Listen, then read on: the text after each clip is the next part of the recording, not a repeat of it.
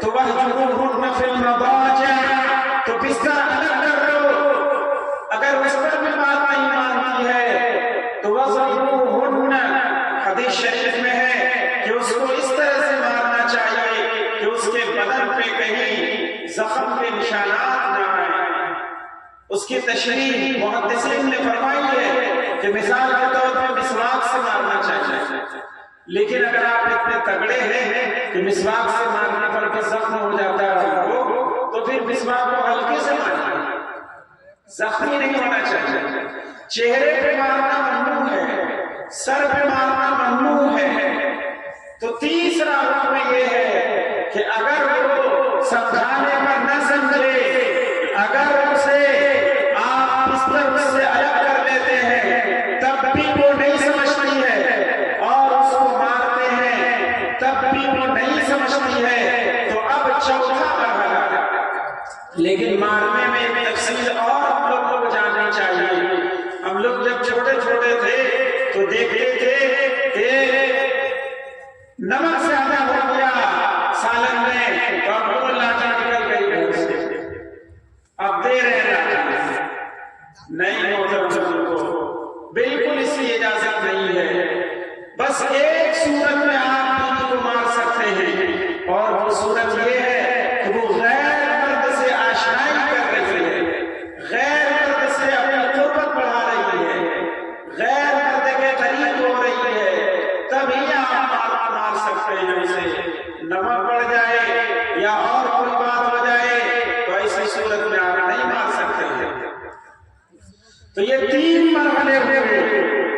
چوتھا مرحلہ یہ ہے کہ مارنے کے بعد بھی اگر وہ اپنی اصلاح نہیں کرتی ہے تو پھر ایک سمجھدار آدمی عورت کے خاندان سے ہو اور دوسرا سمجھدار آدمی مرد کے خاندان سے ہو، اور پھر ایک پنچایت بیٹھے اور وہاں پر دونوں کے حالات کا جائزہ لیا جائے اور کوشش کی جائے کہ دونوں کے درمیان صلح ہو جائے، دونوں کے درمیان اتفاق پیدا ہو جائے۔ لیکن اگر اس کے بعد بھی اتفاق پیدا نہیں ہوا تب جا کر کے آپ ایک طلاق دیجئے، اور وہ طلاق بھی توڑے کی حالت میں دیجئے، یعنی جب اس کو حیض نہ آ رہا ہو، ماہواری نہ آ رہی ہو، خون نہ آ رہا ہو، ایسی صورت میں صرف ایک طلاق دیجئے۔ اللہ تبارک و تعالیٰ نے یہ چار مراحل بیان فرمائے ہیں، لیکن ہمارے معاشرے میں ہمارے نوجوان اتنے بگڑے ہوئے ہیں کہ اگر کوئی بات فون پر ہوئی ان کے مزاج کے خلاف، ایک طلاق، دو طلاق، 10 طلاق، 50 طلاق، بس منہ ایسا چمڑے کیا اور بولتے چلے جاؤ۔ بالکل قطعاً آپ شریعت میں بدنام کرنے والے کون ہوتے ہیں؟ شریعت نے کھلا بتا دیا ہے کہ طلاق کا اختیار آپ کو کب ہے، طلاق آپ کب دے سکتے ہیں، لیکن آپ نے شریعت کو جاننے کی زحمت گوارا نہیں کی، آپ نے شریعت کو سمجھنے کی زحمت گوارا نہیں کی، آپ علماء کے پاس گئے نہیں، آپ نے سمجھا نہیں کہ کس صورت میں طلاق دی جا سکتی ہے، آپ نے اپنے مزاج کو استعمال کیا اور پھر تہمت ساری شریعت پر ڈال دی۔ قطعاً اس کی اجازت آپ کو نہیں ہے، آپ اپنی اصلاح کیجئے۔ آپ نے اگر کلمہ پڑھا ہے لا الہ الا اللہ کا تو آپ اس کلمہ کے معنی پر اتریے، آپ اس کلمہ کی تفسیر پر اتریے، یہ آپ کی ذمہ داری ہے، یہ شریعت کی ذمہ داری نہیں ہے۔ شریعت نے سب کچھ آپ کو بتا دیا ہے۔ تو طلاق کے معاملے میں ہمارے نوجوانوں کو جاننا چاہیے کہ طلاق کس صورت میں دی جا سکتی ہے۔ یہ چار مرحلوں سے جب آپ گزریں گے تو اس کے بعد ہی آپ ایک طلاق دے سکتے ہیں۔ ایک طلاق دیجیے بس، اس کو طلاق احسن کہتے ہیں فقہ کی اصطلاح میں۔ اور اگر اس سے بھی نہ آئے تو پھر آپ دوسرے طور ملتے ہیں، جب ماہواری آتا ہے تو اس کے بیچ میں ایک مہینہ اور دوسرے مہینے کے بیچ میں کچھ ایسے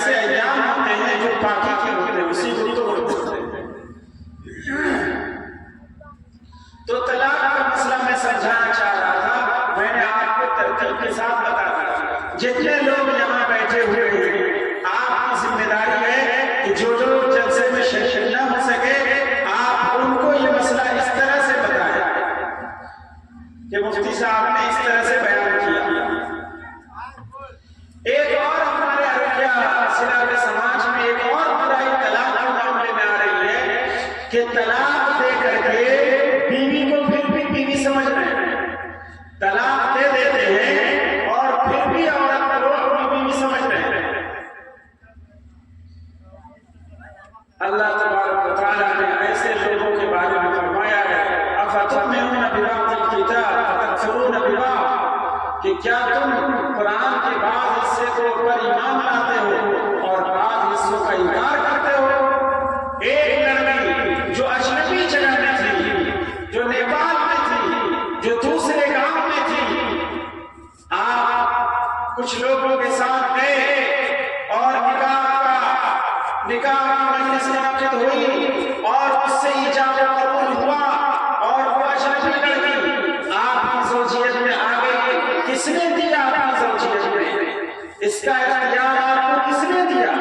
ظاہر سی بات ہے اللہ تبارک و تعالیٰ نے کیا کہ چند لوگوں کے درمیان اگر مسلمان لڑکی سے آپ ایجاب قبول کرتے ہیں تو اللہ تبارک و تعالیٰ نے آپ کو اختیار دیا کہ اب وہ آپ کی بیوی ہے، اب وہ اس کے ساتھ بیوی کو بیوی بنا کر کے اس کو آپ اپنے ساتھ رکھ سکتے ہیں اور اس کے جسم سے فائدہ اٹھا سکتے ہیں۔ یہ اختیار آپ کو کس نے دیا ہے؟ یہ اختیار آپ کو اللہ تبارک و تعالیٰ نے دیا ہے۔ تو جس اللہ نے لفظ نکاحوں کے ذریعے سے، لفظ قبیلتوں کے ذریعے سے، لفظ تزوجتوں کے ذریعے سے یہ اختیار دیا کہ اس کا جسم آپ کے لیے جائز ہو گیا ہے، اسی اللہ نے آپ کو منع کیا ہے کہ طلاق دے دینے کے بعد آپ کو اختیار چھین لیا گیا، جو اختیار آپ کو شادی کے وقت دیا گیا تھا، اب قطعاً وہ آپ کی بیوی نہیں ہے۔ اگر آپ نے اس کو طلاق دیا ہے تو آپ کے لیے وہ عورت آپ کے لیے حرام ہو گئی، اب آپ اس کو بیوی بنا کر کے نہیں رکھ سکتے ہیں۔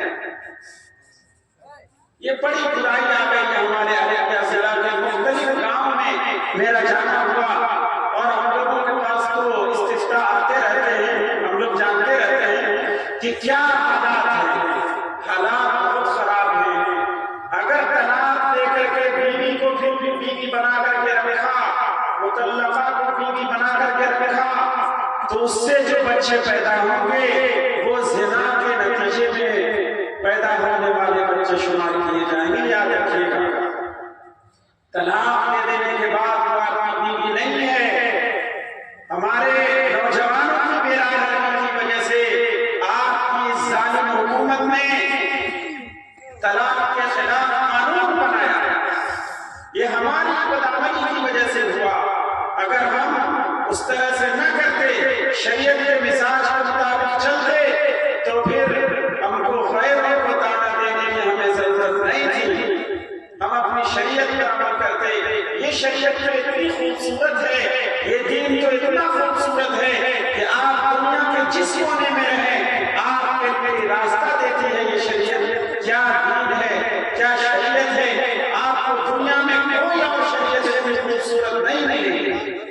آپ چاہے افغانستان کے ریگزاروں میں ہیں، آپ چاہے پاکستان کے گوساروں میں ہیں، آپ چاہے امریکہ میں ہیں، آپ چاہے لندن میں ہیں، آپ چاہے ہندوستان میں ہیں، شریعت آپ کی رہنمائی کرتی ہے، شریعت آپ کو روشنی عطا کرتی ہے، لیکن کوئی دینے والا تو ہو، لیکن کوئی جاننے والا تو ہو کہ اللہ تبارک و تعالیٰ نے ہم سے کیا کہا ہے، اللہ تبارک و تعالیٰ کیا کام کیا ہے۔